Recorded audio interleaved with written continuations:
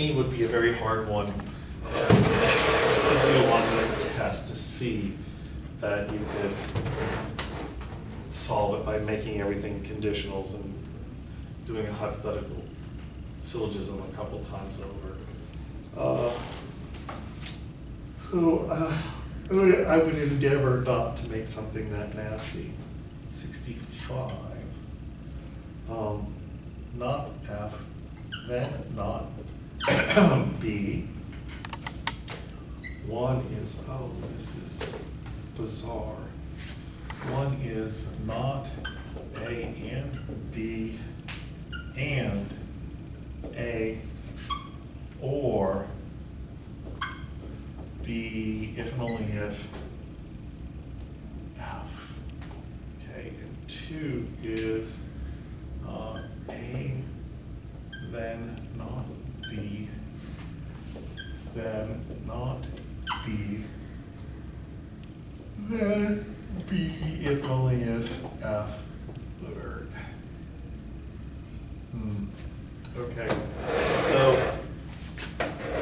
not F, then not B, well, that's the same as B, then F. And the only place I'm going to get a B and F conditional is out of getting B if and only if F. It occurs twice, so I'm kind of thinking that I'm going to do a simple dilemma to get it, okay? First things first, this is an and, so let me break off this piece because I'll probably have to use it. Not A and B from one by simplification. And I also need to get this thing, so I need to move it over to the right-hand side. So I got A or B if and only if F, and not A and B from one, and that's by com. I did all that so I can just simplify to get this part. So A or B if and only if F from 4 by simplification. Okay, so I got that part. Now I want to get, oh, and it's not in the form of a conditional yet.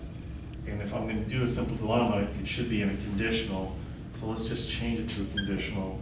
Not A, then B, if and only if F from 5 by implication.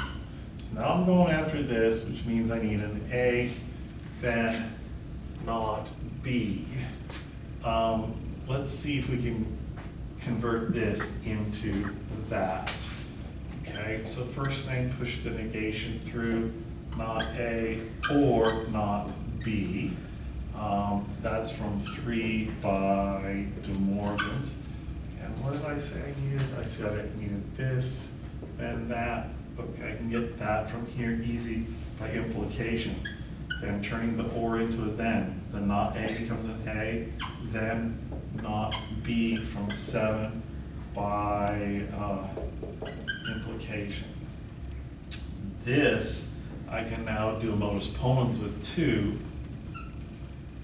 and that gets me that consequent, not B, then B if and only if F from 2 and 8 modus ponens. Okay, so now look, I've got 6 and 9.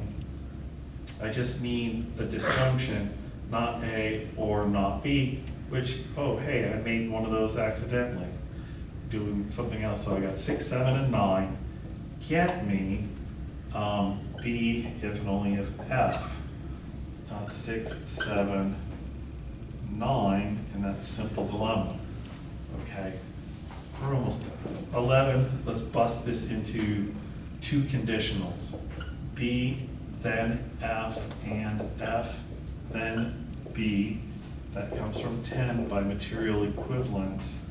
And let's simplify this off the left. B, then F from 11 by simplification. And 13, I'm going to do a transposition. And when we switch places on a conditional, they change their signs. So not F, then not B. from 12 by transposition. And that's the answer, okay?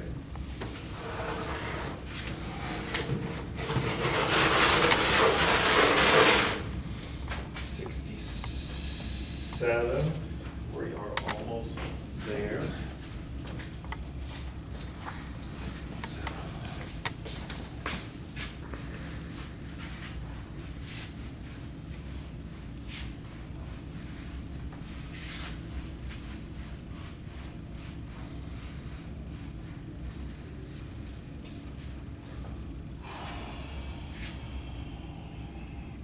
Move E.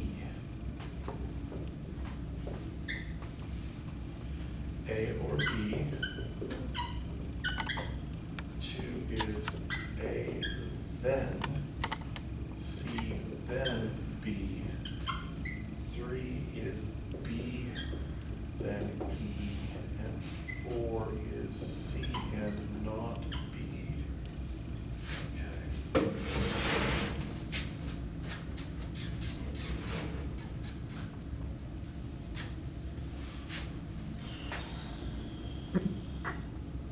I need the E.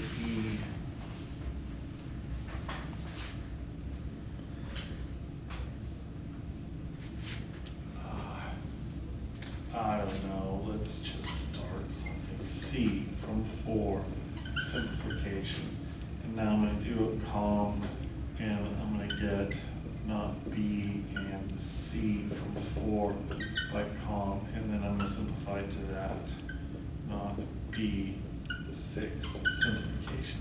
I just got these because I know I'm gonna need to use them somehow. Well,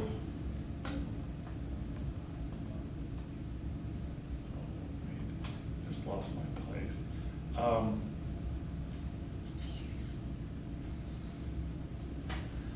So look at 1 and 7. First, let's rotate 1. That gets me B or A from 1 by com. 7 and 8, I can do a disjunctive syllogism, and I get A. 7, 8, disjunctive syllogism. So now I have an A, and I can put it into 2, and that gets me C, then B, from 2 and 9, modus ponens. Now what am I after? I'm after an E, which means I need a B, so I need a C, and I've got a C on 5, so I get B from 5 and 10, modus ponens. Got my B, so I'll go get my E. E from 3 and 11, modus ponens.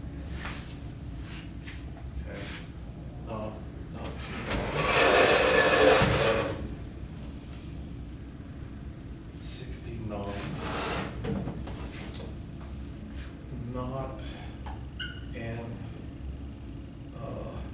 L, then, that's an M, then N, then O, and 2 is not M or O.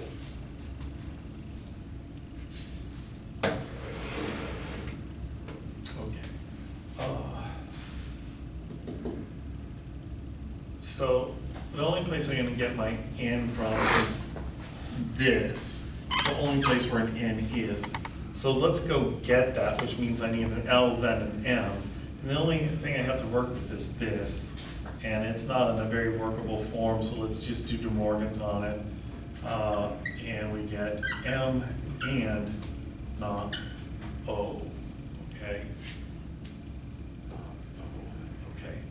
First thing is we need this to get that jump that I said, and that's L then M. Let's write a note over here, L then M, which is the same as not L or M. And I can get to that provided I have an M, and I got one of those right there. So M from 3, simplification. I'm going to go backwards. M or not L from 4 by addition. Now, flip the sides, not L or M from 5 by com. Now I'm going to convert the or to a then, and that becomes, then not L becomes L, then M from 6 implication. Now I've created this antecedent so I can do the most ponens, and that gets me N then O, 1, 7 most ponens. Okay, what am I after? Not N, so I need a not O. There's a not O right there. It's in 3, it's on the wrong side, so not O and M from 3 by com, and 10 is not O from 9 by simplification, and now 8 and 10 I can get not N, 8, 10 modus tollens. Okay. And that takes us to 71, which is the most dreaded problem in the book. Notice how many steps it takes. 71, okay? So A or B, then Z or Y, okay? And we have A, then Z, and we have B, then Y, okay?